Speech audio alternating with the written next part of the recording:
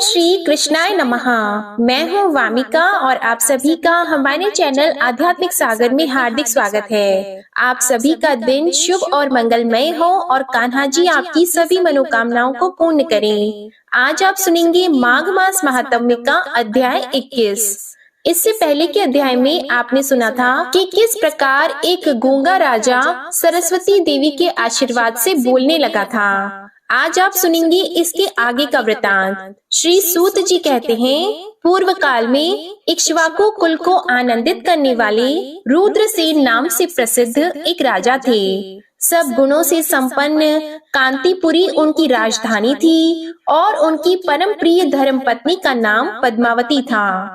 राजा रुद्रसेन वैशाख मास की पूर्णिमा को सदैव रानी पद्मावती के साथ थोड़ी सी सेना लेकर चमत्कारपुर के क्षेत्र में भगवान महाकाल का दर्शन करने के लिए जाते और भगवान महादेव के आगे स्त्री सहित श्रद्धा पूर्वक बैठकर रात्रि में जागरण करते थे। उपवास करके महादेव जी का चिंतन करते हुए रात बिताते थे। फिर प्रातः काल उठकर स्नान करके धुले हुए वस्त्र पहनकर पवित्र होकर ब्राह्मणों एवं तपस्वी जनों को दान देते थे। साथ ही अन्य सहस्त्रों दीनों, अंधों और कंगालों को अन्न वस्त्र बांटते थे। इस प्रकार हर वर्ष वे वैशाख पूर्णिमा को वहां की यात्रा करते और महाकाल देव के सामने रात भर जागते थे। इससे उनका सदा अभ्युदय होने लगा और शत्रु अपने आप नष्ट होने लगे।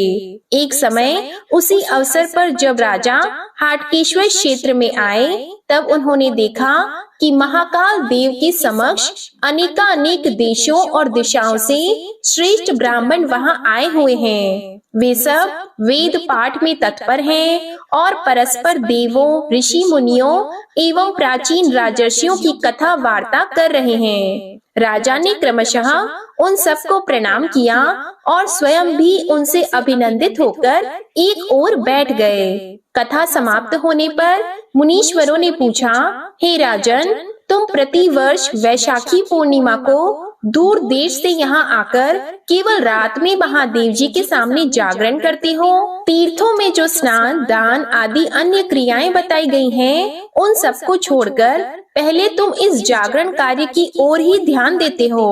अतः इसका फल क्या है, सो हम लोगों से बताओ। तब राजा ने कहा, हे विप्रवरों, आप लोगों ने जो कुछ पूछा है वह यद्यपि गोपनीय रहस्य की बात है, तथापि मैं आपसे कहूँगा, प्राचीन काल की बात है। मैं वैदेश नगर के वैश्य कुल में उत्पन्न हुआ था।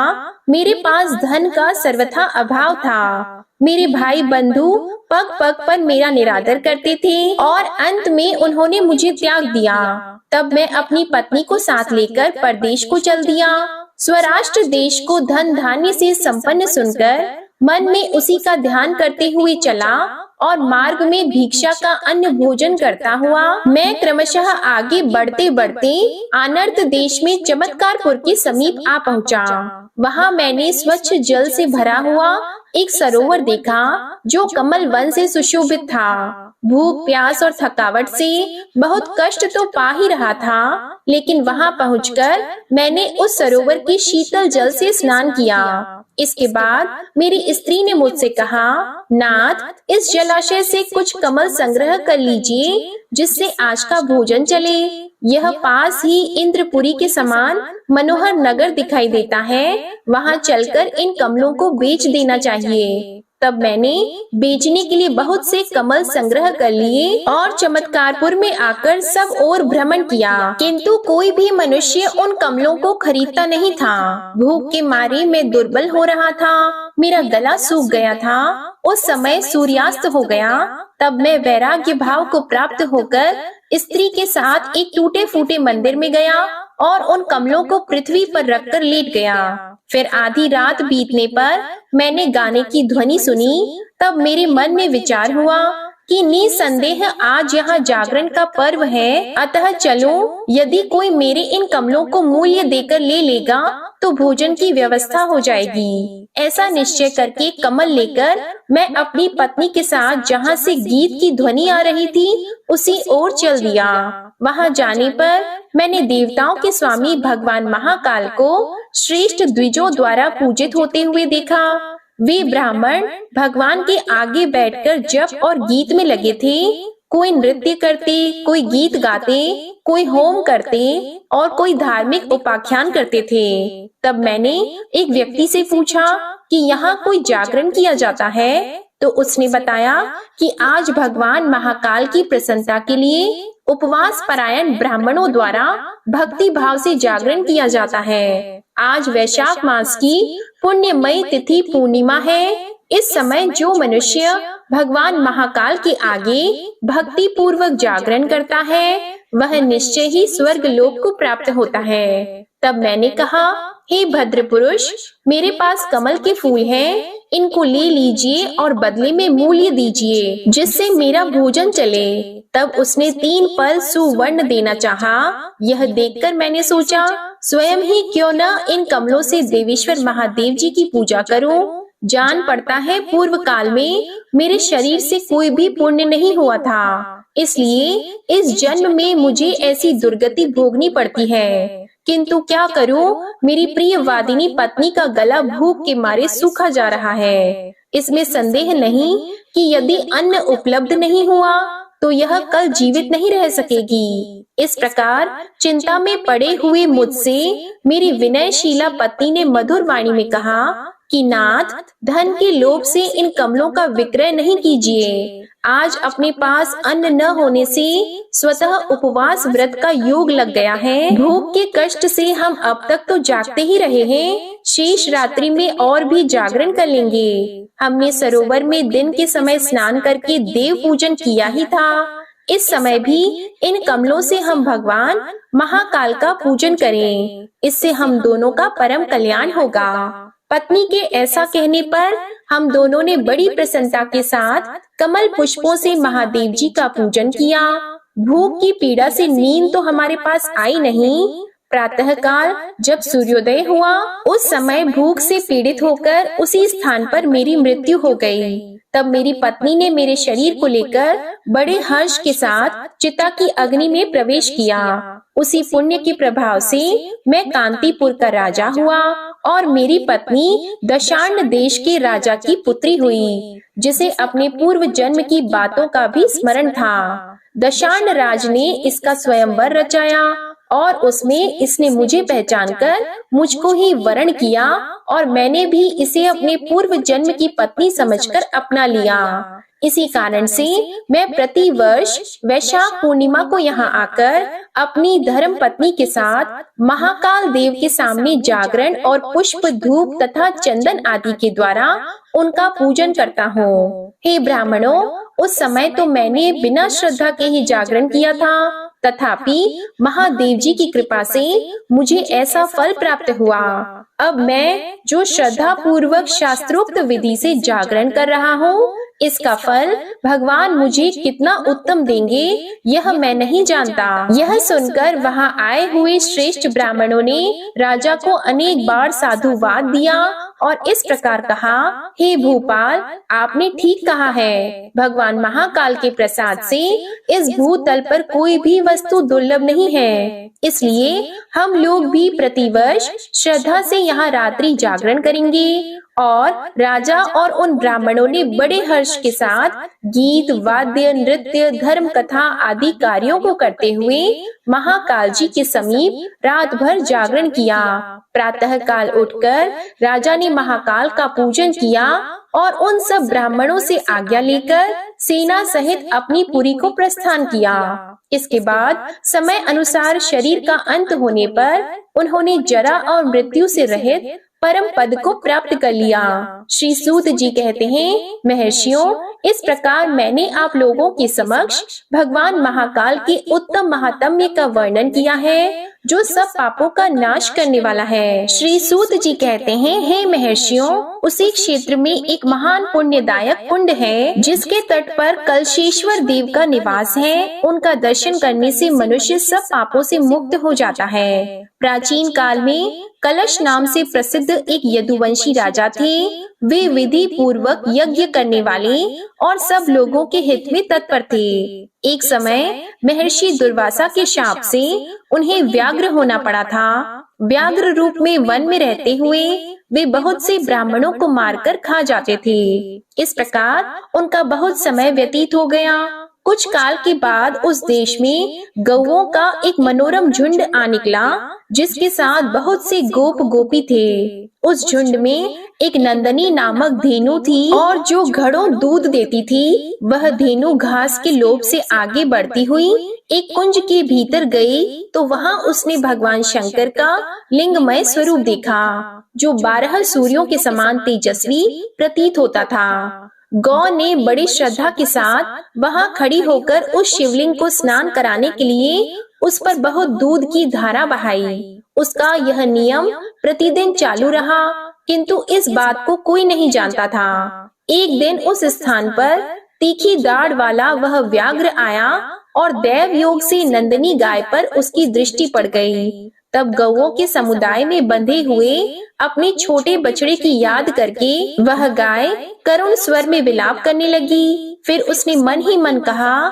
जिस सत्य एवं शिव भक्ति से प्रेरित होकर मैं भगवान शिव को स्नान कराने के लिए यहाँ आई थी, उसी के प्रभाव से मुझे अपने बछड़े से मिलने का अवसर प्राप्त हो। इस प्रकार नंदिनी जब करुण विलाप कर रही थी, उस समय व्याघ्र ने हंसकर कहा, अरे अब तो तू पूर्णतः मेरे वश में है, क्यों व्यर्थ प्रलाप करती है? तो धेनु बोली, मैं अपने लिए विलाप नहीं करती। भगवान शिव की पूजा के लिए आने पर यदि मेरी मृत्यु भी हो गई तो यह मेरे लिए शुभदायक ही होगी, किंतु मेरा बछड़ा जो गोकुल में बंधा हुआ है मेरे लौटने की राह देखता होगा। वह अभी दूध पीकर ही जीता है, सोचती हूँ वह मेरे बिना कैसे जीवित रहेगा।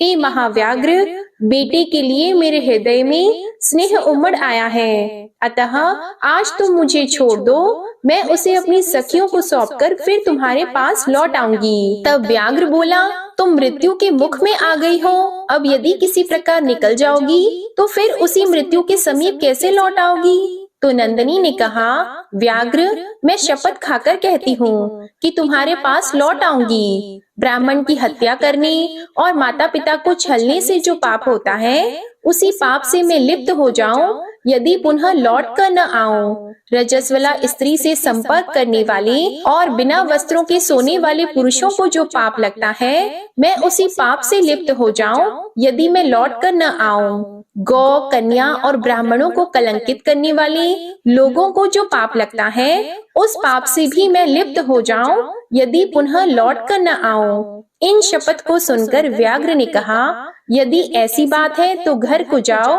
और अपने पुत्र को जी भरकर देख लो, फिर उसे सखियों को सौंपकर लौट आना। इसके बाद नंदिनी जहाँ उसका बछड़ा था उस स्थान पर गई। अपनी माता को रंभाती हुई देखकर बछड़ा बोला, माँ, आज तुम्हारा मन उद्विग्न क्यों हो रहा है? तो नंदिनी बोली, बेटा, पहले दूध पी लो, जिससे तृप्त होने पर मैं तुमसे सब बात बताऊं।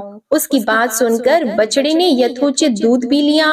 इसके बाद बछड़े ने इस प्रकार कहा, माँ, आज जंगल में जो कुछ घटना हुई है वह सब बताओ, जिसे सुनकर मेरा मन शांत हो। तो नंदिनी बोली, वत्स, आज मैं घोर वन में अपनी इच्छा के अनुसार घूमती चली गई थी। वहाँ एक व्याघ्र ने मुझे घेर लिया।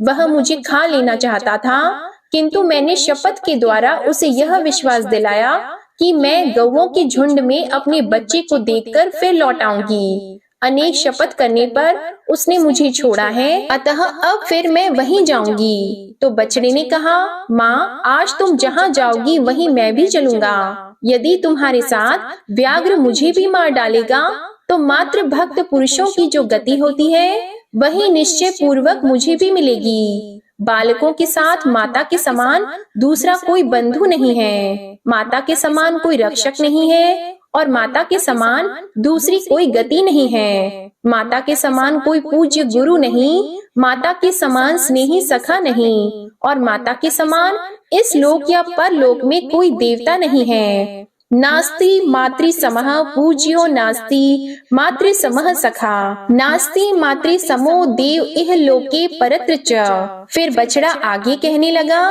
कि ऐसा मानकर श्रेष्ठ पुरुषों को सदा अपनी माता के प्रति भक्ति रखनी चाहिए। जो पुत्र मातृ भक्ति को ही प्रजापति निर्मित परम भक्ति मानकर सदा उसका आचरण करते हैं, वे परम गति को प्राप्त होते हैं। अतः तुम इस गोकुल में रहो, मैं ही व्याघ्र के समीप जाऊंगा और मैं अपने प्राण देकर तुम्हारे प्राणों की रक्षा करूंगा। तो नंदिनी ने कहा, बेटा आज के दिन मेरी ही मृत्यु नियत है, तुम्हारी नहीं। फिर तुम अपने प्राणों से मेरे प्राणों की रक्षा कैसे कर सकते हो? वत्स, तुम्हें तो अपनी माँ के उपदेश का ही पालन करना चाहिए। वन में भ्रमण करते समय कभी तुम्हें प्रमाद न कर बैठना।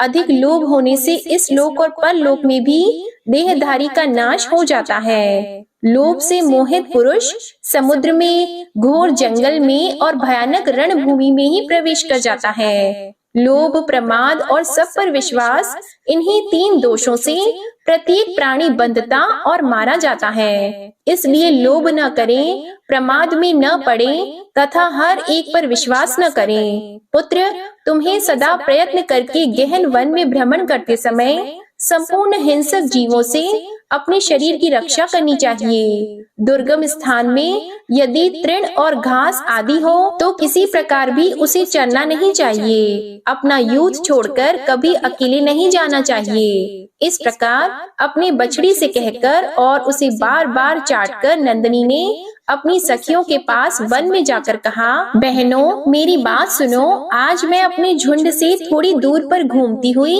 एक घने एवं निर्जन वन में चली गई। वहाँ मुझे एक व्याघ्र ने पकड़ लिया, परंतु अनेक प्रकार की शपथ के द्वारा उसे विश्वास दिलाकर मैं तुम लोगों से मिलने और बच्चे को देखने के लिए यहाँ आई हूँ। इस समय बच्चे को देखा और बातचीत की और इसे कर्तव्य का उपदेश भी दिया। अब इसे तुम्हारे अधीन सौंपती हूँ, इसको अपना ही बच्चा समझना। जानकर या अनजान में मैंने तुम लोगों का जो कुछ भी अपराध किया हो वह सब कृपा पूर्वक क्षमा करना। मेरा यह दूध पीता बच्चा आज से अनाथ हो रहा है। इस दीन, दुखी, दुर्बल और मात्र शोक से संतप्त बालक का तुम सब लोग मिलकर पालन करना। यदि यह विषम स्थान में घूमता हो, दूसरे किसी झुंड में जाता हो या न करने योग्य कार्यों में संलग्न होता हो तो तुम सदा इसे रोकती रहना। अब मैं जहाँ वह व्याघ्र मेरी प्रतीक्षा में खड़ा है वहाँ जाऊंगी। तो दूसरी गौएं बोली, नंदिनी तुम किसी प्रकार भी वहाँ न जाओ। हंसी में या स्त्रियों के बीच में, विवाह काल में, प्राण संकट के समय तथा सर्वस्व का अपहरण होते समय, इन 5 समय में कही हुई असत्य बातें पाप नहीं मानी गई हैं। इसलिए तुम्हें वहाँ नहीं जाना चाहिए। तो नंदिनी ने कहा, सखियों दूसरों के प्राण बचाने के लिए वैसा असत्य ठीक हो सकता है, परंतु अपने प्राणों की रक्षा के लिए साधु पुरुष असत्य भाषण की प्रशंसा नहीं करते। यह संपूर्ण लोक सत्य पर प्रतिष्ठित है। धर्म भी सत्य के ही आधार पर स्थित है। समुद्र सत्य वचन से ही कभी अपनी सीमा का उल्लंघन नहीं करता। दैत्यराज बलि भगवान विष्णु को भूमि दान करके स्वयं पाताल में चले गए हैं। अपने उस सत्य वचन पर स्थित होने के कारण ही वे पुनः वहां से बाहर नहीं निकलते। जो किसी बात की प्रतिज्ञा करके उसका ठीक ठीक पालन नहीं करता, उस चोर और अपवित्र बुद्धि वाले पुरुष ने कौन सा पाप नहीं किया है। तो सखियों ने कहा, नंदिनी तुम समस्त देवताओं और दैत्यों के लिए भी वंदनीय हो, जो कि सत्य की रक्षा के लिए दुस्त्यज प्राणों का त्याग कर रही हो। कल्याणी तुम तो स्वयं ही धर्मार्थ वचन बोलने वाली हो, समस्त सद्गुणों से संपन्न हो और सदा सत्य में स्थित रहती हो। हम लोग तुम्हें क्या शिक्षा देंगी? महाभागे जाओ, बच्चे के लिए शोक न करो। तुमने हमारे लिए जो आज्ञा दी है उसका हम सब पालन करेंगी, परंतु हम इस बात को जानती हैं कि सदा सत्य में स्थित रहने वाले प्राणियों का आरंभ किया हुआ कोई भी कार्य निष्फल नहीं होता। श्री सूत जी कहते हैं, हे महर्षियों, नंदिनी अपनी सखियों से इस प्रकार बातचीत करके उस व्याघ्र के पास चली गई और जहाँ वह व्याघ्र खड़ा था वहाँ जा पहुँची। वहाँ पहुंचकर नंदिनी बोली, महाव्याघ्र, मैं अपने सत्य और शपथ पर स्थित रहकर तुम्हारे पास आई हूँ। अब तुम मेरे मांस से यथेष्ट तृप्ति लाभ करो। सत्य का आश्रय लेकर प्राणों का भय छोड़कर पुनः अपने पास आई हुई नंदिनी को देखकर वह दुष्टात्मा व्याघ्र भी बड़े भारी वैराग्य को प्राप्त हो गया।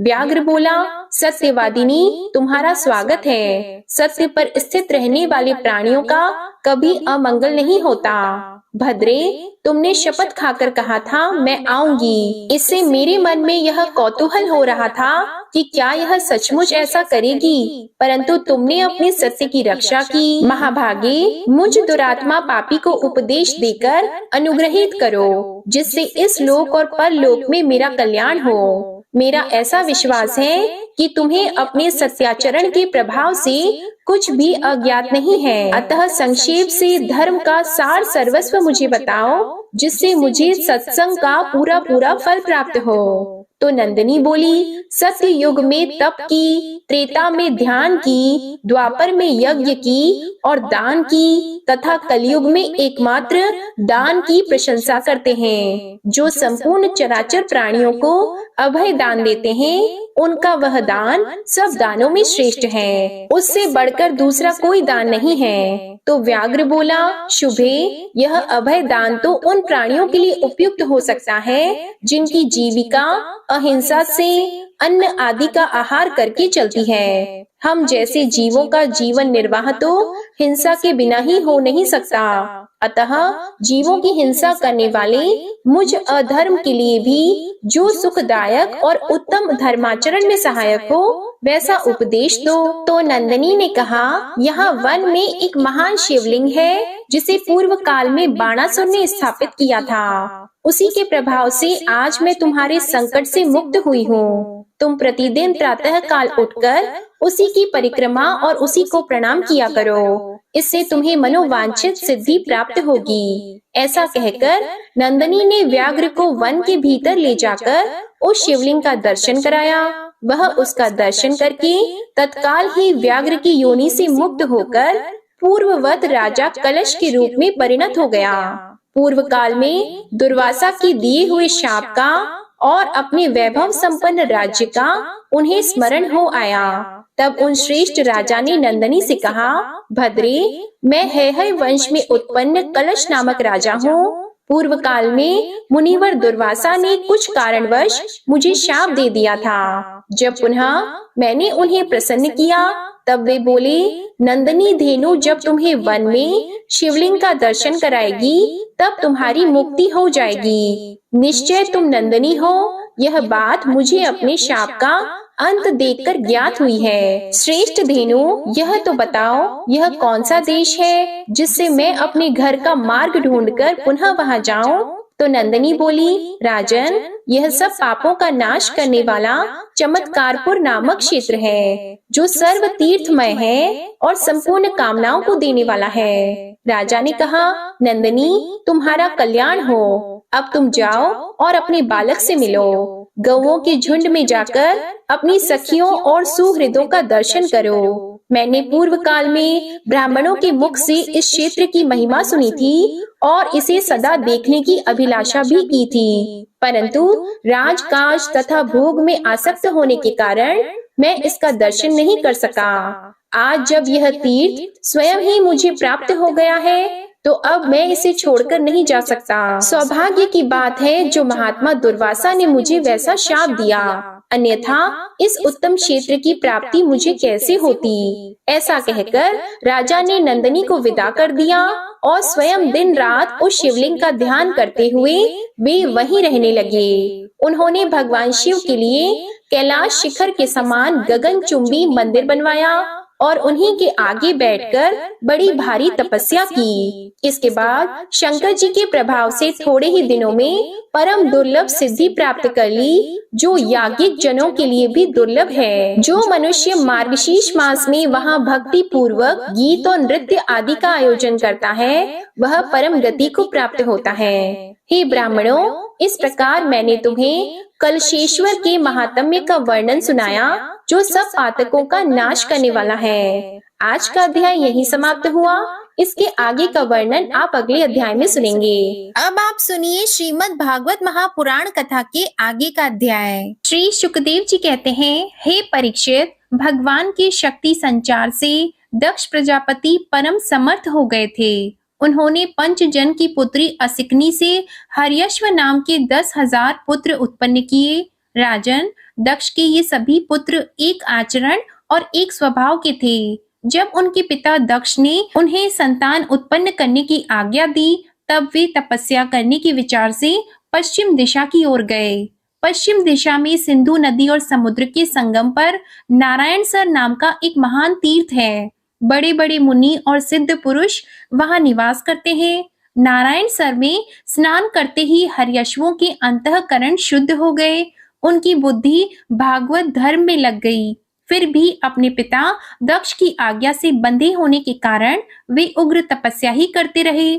जब देवर्षि नारद ने देखा कि भागवत धर्म में रुचि होने पर भी ये प्रजा वृद्धि के लिए ही तत्पर हैं, तब उन्होंने उनके पास आकर कहा, अरे हर्यश्वों, तुम प्रजापति हो तो क्या हुआ? वास्तव में तो तुम लोग मूर्ख ही हो। बतलाओ तो, जब तुम लोगों ने पृथ्वी का अंत ही नहीं देखा, तब सृष्टि कैसे करोगे? बड़े खेद की बात है। देखो, एक ऐसा देश है जिसमें एक ही पुरुष है, एक ऐसा बिल है जिससे बाहर निकलने का रास्ता ही नहीं है, एक ऐसी स्त्री है जो बहुरूपिणी है, एक ऐसा पुरुष है जो व्यभिचारिणी का पति है, एक ऐसी नदी है जो आगे पीछे दोनों ओर बहती है, एक ऐसा विचित्र घर है जो 25 पदार्थों से बना है, एक ऐसा हंस है जिसकी कहानी बड़ी विचित्र है, एक ऐसा चक्र है जो छुरी एवं वज्र से बना हुआ है और अपने आप घूमता रहता है। मूर्ख हर्यश्वों, जब तक तुम लोग अपने सर्वज्ञ पिता के उचित आदेश को समझ नहीं लोगे और इन उपयुक्त वस्तुओं को देख नहीं लोगे, तब तक उनकी आज्ञा अनुसार सृष्टि कैसे कर सकोगे? श्री सुखदेव जी कहते हैं, हे परीक्षित, हर्यश्व जन्म से ही बड़े बुद्धिमान थे। वे देवर्षि नारद की यह पहेली गूढ़ वचन सुनकर अपनी बुद्धि से स्वयं ही विचार करने लगे। देवर्षि नारद का कहना तो सच है। यह लिंग शरीर ही, जिसे साधारणतः जीव कहते हैं, पृथ्वी है और यही आत्मा का अनादि बंधन है। इसका अंत देखे बिना मोक्ष के अनुपयोगी कर्मों में लगे रहने से क्या लाभ है? सचमुच ईश्वर एक ही है। वह जागृत आदि तीनों अवस्थाओं और उनके अभिमानियों से भिन्न उनका साक्षी तुरीय है। वही सबका आश्रय है, परंतु उसका आश्रय कोई नहीं है। वही भगवान है। उस प्रकृति आदि से अतीत नित्य मुक्त परमात्मा को देखे बिना भगवान के प्रति असमर्पित कर्मों से जीव को क्या लाभ है? जैसे मनुष्य बिल रूप पाताल में प्रवेश करके वहां से नहीं लौट पाता, वैसे ही जीव जिसको प्राप्त होकर फिर संसार में नहीं लौटता, जो स्वयं अंतर ज्योति स्वरूप है, उस परमात्मा को जाने बिना विनाशवान स्वर्ग आदि फल देने वाले कर्मों को करने से क्या लाभ है? परीक्षित, हर्यश्वों ने एक मत से यही निश्चय किया और नारद जी की परिक्रमा करके वे उस मोक्ष पथ के पथिक बन गए, जिस पर चलकर फिर लौटना नहीं पड़ता। इसके बाद देवर्षि नारद स्वर ब्रह्मा में संगीत लहरी में अभिव्यक्त हुए।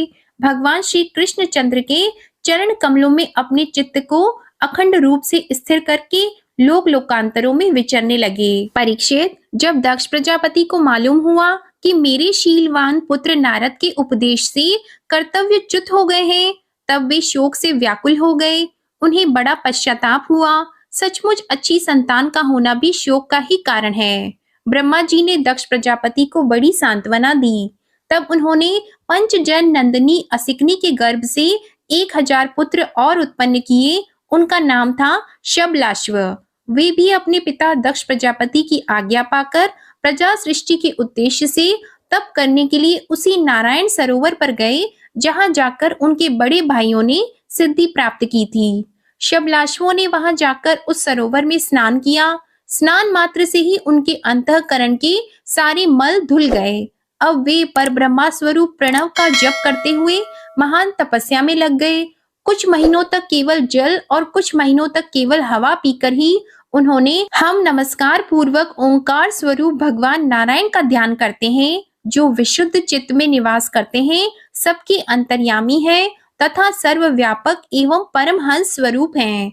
इस मंत्र का अभ्यास करते हुए मंत्राधिपति भगवान की आराधना की। परीक्षित, इस प्रकार दक्ष के पुत्र शबलाश्व प्रजा सृष्टि के लिए तपस्या में संलग्न थे। उनके पास भी देवर्षि नारद आए और उन्होंने पहले के समान ही कूट वचन कहे। उन्होंने कहा, दक्ष प्रजापति के पुत्रों, मैं तुम लोगों को जो उपदेश देता हूँ उसे सुनो। तुम लोग तो अपने भाइयों से बड़ा प्रेम करते हो, इसलिए उनके मार्ग का अनुसंधान करो। जो धर्मज्ञ भाई अपने बड़े भाइयों के श्रेष्ठ मार्ग का अनुसरण करता है, वही सच्चा भाई है। वह पुण्यवान पुरुष परलोक में मरुद गणों के साथ आनंद भोगता है। परीक्षित, शबलाश्वों को इस प्रकार उपदेश देकर देवर्षि नारद वहां से चले गए और उन लोगों ने भी अपने भाइयों के मार्ग का ही अनुगमन किया, क्योंकि नारद जी का दर्शन कभी व्यर्थ नहीं जाता। वे उस पथ के पथिक बने जो अंतर्मुखी वृत्ति से प्राप्त होने योग्य, अत्यंत सुंदर और भगवत प्राप्ति के अनुकूल है। वे बीती हुई रात्रियों के समान न तो उस मार्ग से अब तक लौटे हैं और न आगे लौटेंगे। दक्ष प्रजापति ने देखा कि आजकल बहुत से अशकुन हो रहे हैं। उनके चित्त में पुत्रों के अनिष्ट की आशंका हो गई। इतने में ही उन्हें मालूम हुआ कि पहले की भांति अब की बार भी नारद जी ने मेरे पुत्रों को चौपट कर दिया। उन्हें अपने पुत्रों की कर्तव्यच्युति से बड़ा शोक हुआ और वे नारद जी पर बड़े क्रोधित हुए। उनके मिलने पर क्रोध के मारे दक्ष प्रजापति के होंठ फड़कने लगे और वे आवेश में भरकर नारद जी से बोले, ओ दुष्ट, तुमने झूठ मूठ साधुओं का बाना पहन रखा है। हमारे भोले भाले बालकों को भिक्षुकों का मार्ग दिखाकर तुमने हमारा बड़ा अपकार किया है। अभी उन्होंने ब्रह्मचर्य से ऋषि ऋण, यज्ञ से देव ऋण और पुत्र उत्पत्ति से पितृ ऋण नहीं उतारा था।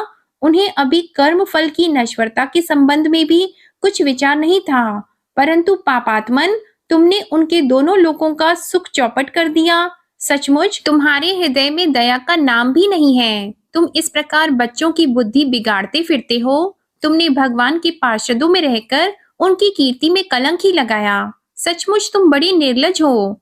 मैं जानता हूँ कि भगवान के पार्षद सदा सर्वदा दुखी प्राणियों पर दया करने के लिए व्यग्र रहते हैं, परंतु तुम प्रेम भाव का विनाश करने वाले हो। तुम उन लोगों से भी वैर करते हो जो किसी से वैर नहीं करते।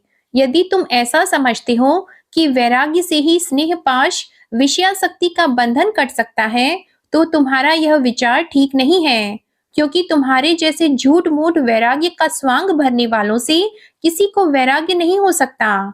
नारद, मनुष्य विषयों का अनुभव किए बिना उनकी कटुता नहीं जान सकता, इसलिए उनकी दुख रूपता का अनुभव होने पर स्वयं जैसा वैराग्य होता है वैसा दूसरों के बहकाने से नहीं होता।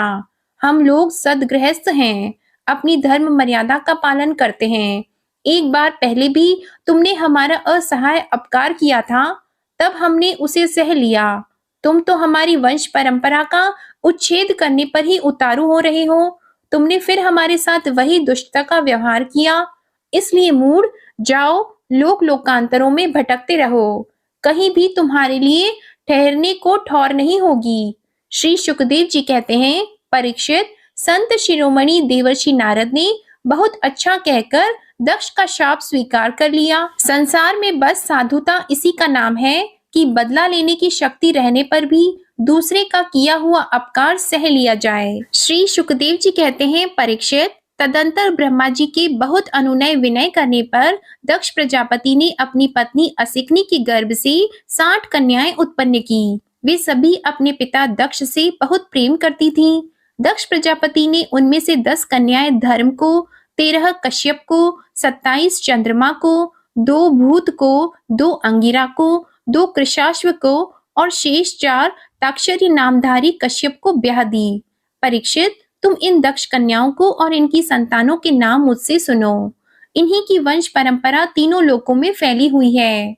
धर्म की 10 पत्नियां थीं, भानु, लंबा, कुकुब, जामी, विश्वा, साध्या, मर्युत्वी, वसु, मुहूर्ता और संकल्पा। इनके पुत्रों के नाम सुनो। राजन, भानु का पुत्र देवऋषभ और उसका इंद्रसेन था। लंबा का पुत्र हुआ विद्योत और उसके मेघगण। कक्कुप पुत्र हुआ संकट, उसका कीकट, और कीकट के पुत्र हुए पृथ्वी के संपूर्ण दुर्गों के अभिमानी देवता। जामी के पुत्र का नाम था स्वर्ग और उसका पुत्र हुआ नंदी। विश्वा के विश्वदेव हुए, उनकी कोई संतान नहीं हुई। साध्या से साध्य गण हुए और उनका पुत्र हुआ अर्थ सिद्धि। मरुत्वी के 2 पुत्र हुए, मरुत्वान और जयंत।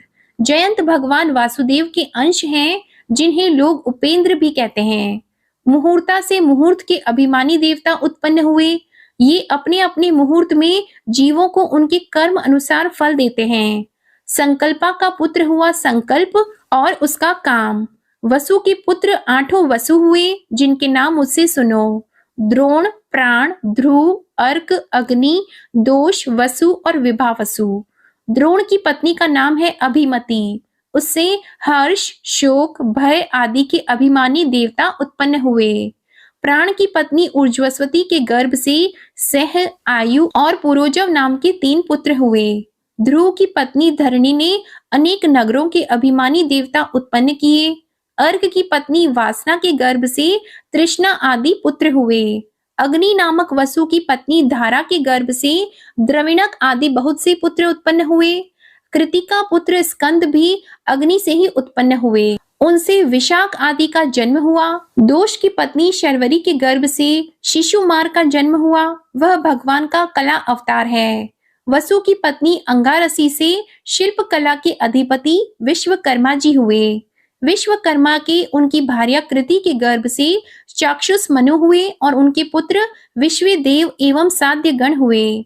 विभावसु की पत्नी उषा से 3 पुत्र हुए: व्युष्ट, रोचिश और आतप। उनमें से आतप के पंचयाम नामक पुत्र हुआ। उसी के कारण सब जीव अपने अपने कार्यों में लगे रहते हैं।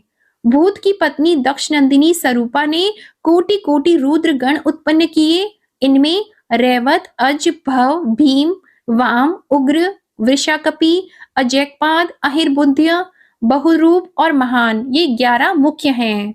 भूत की दूसरी पत्नी भूता से भयंकर भूत और विनायक आदि का जन्म हुआ। ये सब 11वें प्रधान रुद्र महान के पार्षद हुए। अंगिरा प्रजापति की प्रथम पत्नी स्वधा ने पितृगण को उत्पन्न किया और दूसरी पत्नी सती ने अथर्वगिरस नामक वेद को ही पुत्र रूप में स्वीकार कर लिया। कृशाश्व की पत्नी अर्ची से धूम्रकेश का जन्म हुआ और धिष्णा से 4 पुत्र हुए: वेदशिरा, देवल, वयुन और मनु। ताक्ष्य नामधारी कश्यप की 4 स्त्रियां थीं: विंता, कद्रु, पतंगी और यामिनी।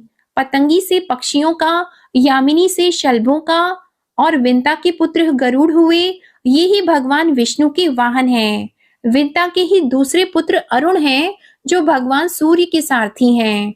कद्रु से अनेकों नाग उत्पन्न हुए। परीक्षित, कृतिका आदि 27 नक्षत्र अभिमानिनी देवियां चंद्रमा की पत्नियां हैं। रोहिणी से विशेष प्रेम करने के कारण चंद्रमा को दक्ष ने शाप दे दिया, जिससे उन्हें क्षय रोग हो गया था। उन्हें कोई संतान नहीं हुई। उन्होंने दक्ष को फिर से प्रसन्न करके कृष्ण पक्ष की क्षीण कलाओं के शुक्ल पक्ष में पूर्ण होने का वर तो प्राप्त कर लिया, परंतु नक्षत्र अभिमानी देवियों से उन्हें कोई संतान नहीं हुई। अब तुम कश्यप पत्नियों के मंगलमय नाम सुनो। वे लोक माताएं हैं। उन्हीं से ये सारी सृष्टि उत्पन्न हुई है।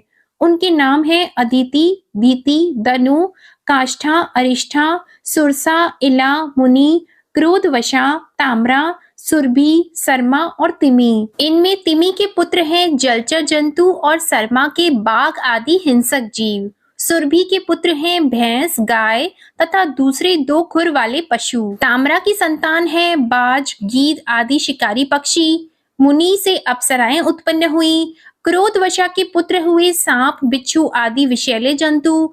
इला से वृक्ष, लता आदि। पृथ्वी में उत्पन्न होने वाली वनस्पतियां और सुरसा से यातुधान अर्थात राक्षस। अरिष्टा से गंधर्व और काष्ठा से घोड़े आदि 1 खुर वाले पशु उत्पन्न हुए। ब्रह्मा जी की आज्ञा से प्रजापति भगवान कश्यप ने ही वैश्ववानर की शेष 2 पुत्रियां पुलोमा और कालका के साथ विवाह किया। उनसे पौलोम और कालके नाम के 60,000 रणवीर दानव हुए। इन्हीं का दूसरा नाम निवातकवच था। ये यज्ञ कर्म में विघ्न डालते थे, इसलिए परीक्षित, तुम्हारे दादा अर्जुन ने अकेले ही उन्हें इंद्र को प्रसन्न करने के लिए मार डाला। यह उन दिनों की बात है जब अर्जुन स्वर्ग में गए हुए थे। वी प्रचिति की पत्नी सिंहिका के गर्भ से 101 पुत्र उत्पन्न हुए। उनमें सबसे बड़ा था राहु, जिसकी गणना ग्रहों में हो गई। शेष 100 पुत्रों का नाम केतु था। परीक्षित, अब क्रमशः अदिति की वंश परंपरा सुनो। इस वंश में सर्वव्यापक देवाधिदेव नारायण ने अपने अंश से वामन रूप में अवतार लिया था। अदिति के पुत्र थे विवस्वान, अर्यमा, पूषा, त्वष्टा, सविता, भग, धाता, विधाता, वरुण, मित्र, इंद्र और त्रिविक्रम। यही 12 आदित्य कहलाए।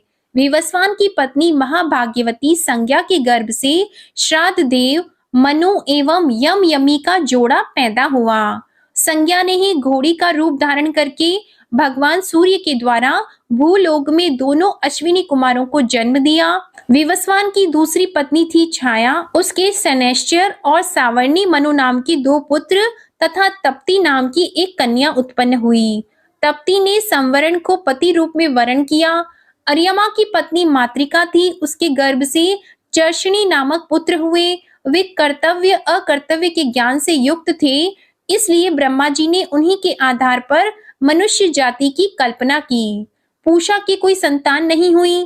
प्राचीन काल में जब शिवजी दक्ष पर क्रोधित हुए, तब पूषा दांत दिखाकर हंसने लगे थे, इसलिए वीरभद्र ने इनके दांत तोड़ दिए थे। तब से पूषा पिसा हुआ अन्न ही खाते हैं। दैत्यों की छोटी बहन कुमारी रचना त्वष्टा की पत्नी थी। रचना के गर्भ से 2 पुत्र हुए, सन्निवेश और पराक्रमी विश्वरूप। इस प्रकार विश्वरूप यद्यपि शत्रुओं के भांजे थे, फिर भी जब देवगुरु बृहस्पति जी ने इंद्र से अपमानित होकर देवताओं का परित्याग कर दिया, तब देवताओं ने विश्वरूप को ही अपना पुरोहित बनाया था। राजा परीक्षित ने पूछा, भगवान, देवाचार्य बृहस्पति जी ने अपने प्रिय शिष्य देवताओं को किस कारण त्याग दिया था? देवताओं ने अपने गुरुदेव का ऐसा कौन सा अपराध कर दिया था? आप कृपा करके मुझे बताइए। श्री शुकदेव जी ने कहा, राजन, इंद्र को त्रिलोकी का ऐश्वर्य पाकर घमंड हो गया था। इस घमंड के कारण वे धर्म मर्यादा का, सदाचार का उल्लंघन करने लगे थे। एक दिन की बात है, वे भरी सभा में अपनी पत्नी शची के साथ ऊंचे सिंहासन पर बैठे हुए थे।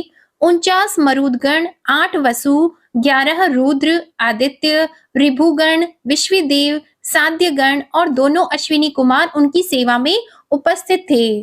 सिद्ध, चारण, गंधर्व, ब्रह्मवादी मुनिगण, विद्याधर, अप्सराएं, किन्नर, पक्षी और नाग उनकी सेवा और स्तुति कर रहे थे। सब और ललित स्वर से देवराज इंद्र की कीर्ति का गान हो रहा था।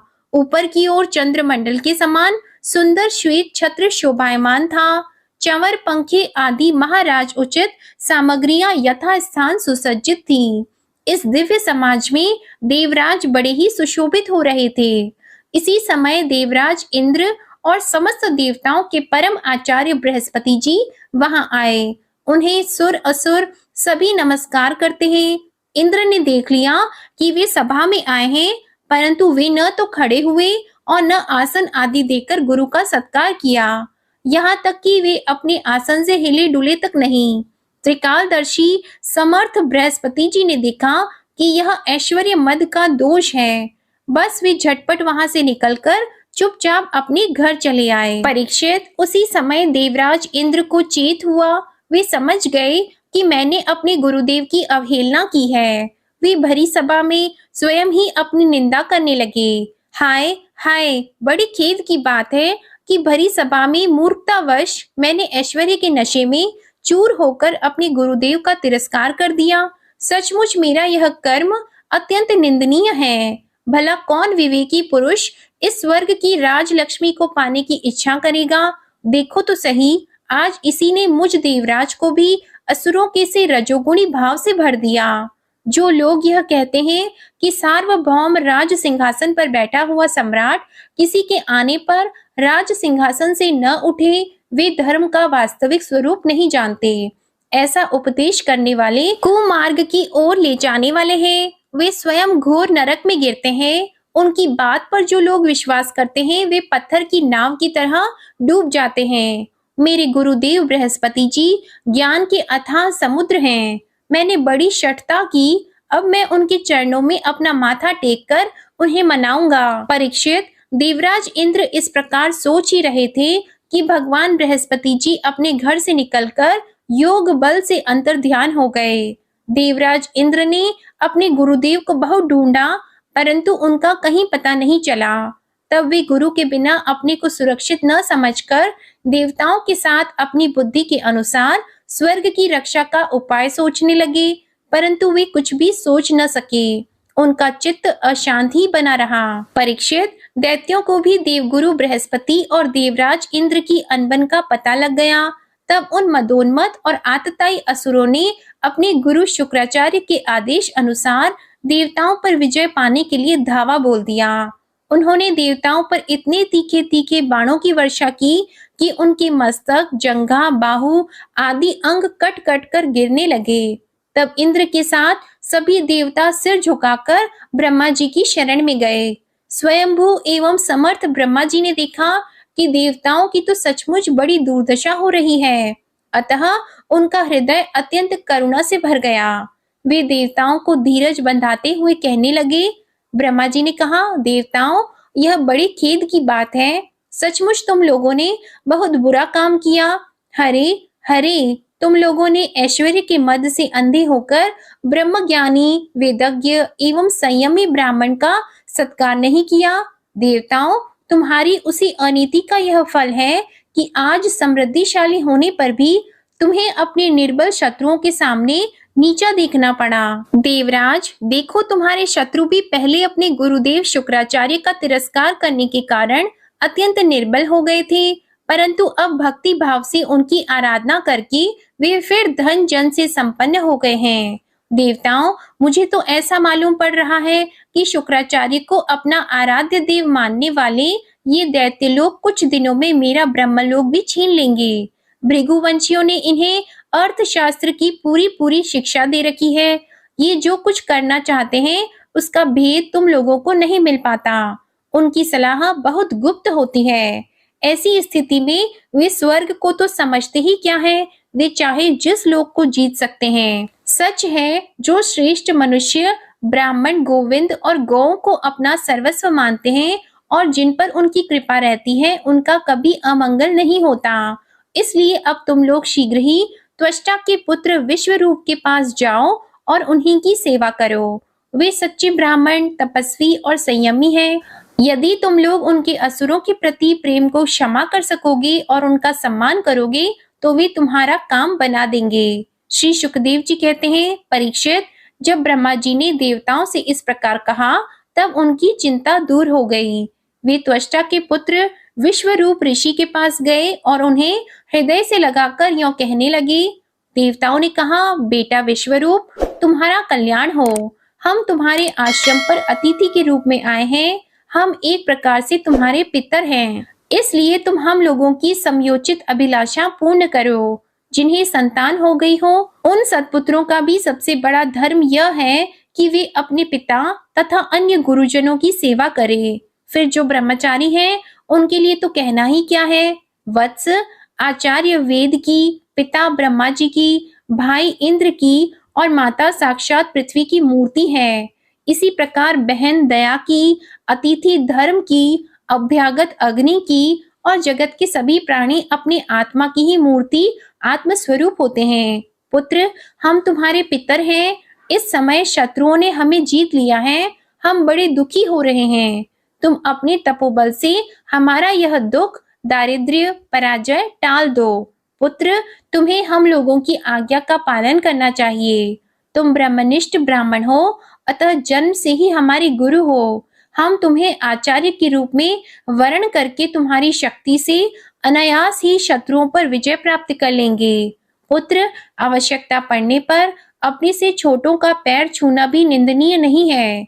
वेद ज्ञान को छोड़कर केवल अवस्था बड़प्पन का कारण भी नहीं है। श्री सुखदेव जी कहते हैं, परीक्षित, जब देवताओं ने इस प्रकार विश्व रूप से पुरोहिती करने की प्रार्थना की, तब परम तपस्वी विश्व रूप ने प्रसन्न होकर उनसे अत्यंत प्रिय और मधुर शब्दों में कहा।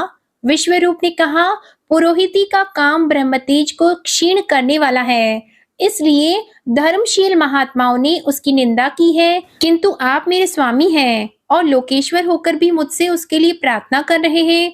ऐसी स्थिति में मेरे जैसा व्यक्ति भला आप लोगों को कोरा जवाब कैसे दे सकता है? मैं तो आप लोगों का सेवक हूँ। आपकी आज्ञाओं का पालन करना ही मेरा स्वार्थ है। देवगण, हम अकिंचन हैं। खेती कट जाने पर अथवा अनाज की हाट उठ जाने पर उसमें से गिरे हुए कुछ दाने चुन लाते हैं और उसी से अपने देव कार्य और पितृ कार्य संपन्न कर लेते हैं। लोकपालों, इस प्रकार जब मेरी जीविका चल ही रही है, तब मैं पुरोहिती की निंदनीय वृत्ति क्यों करूं? उससे तो केवल वे ही लोग प्रसन्न होते हैं जिनकी बुद्धि बिगड़ गई है। जो काम आप लोग मुझसे कराना चाहते हैं वह निंदनीय है। फिर भी मैं आपके काम से मुंह नहीं मोड़ सकता, क्योंकि आप लोगों की मांग ही कितनी है। इसलिए आप लोगों का मनोरथ मैं तन मन धन से पूरा करूंगा। श्री शुकदेव जी कहते हैं, परीक्षित, विश्वरूप बड़े तपस्वी थे।